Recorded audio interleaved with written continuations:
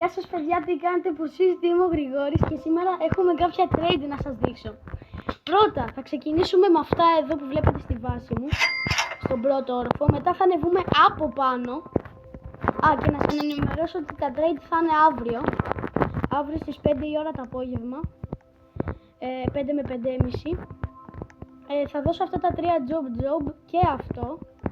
και αυτό επίσης, και θα δώσω και αυτό τον υπολογιστή το οποίο είναι Digitale.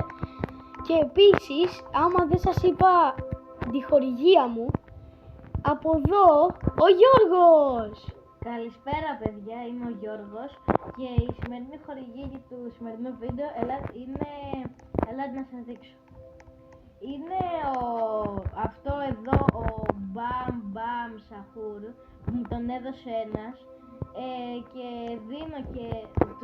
δίνω και τους δύο κοκοφάντων. Να ξέρετε παιδιά ότι το βίντεο μας το διέκοψαν 3 φορές, ένας κοκοφάντο, ένας ουριντιντιντούν. Μην τον κοιτάτε έτσι. Και αυτούς. Ακούστε και λίγο. Αυτούς δεν τους δίνω γιατί τους θέλω και για rebirth. Μόνο μπορεί να δώσω αυτούς εδώ, άμα θέλετε για κάτι Λοιπόν, καλό. ακούστε λίγο. Δεν θα σχολιάσετε τη βάση του. Είχε πάρα πολύ καλά brain rot. Ναι.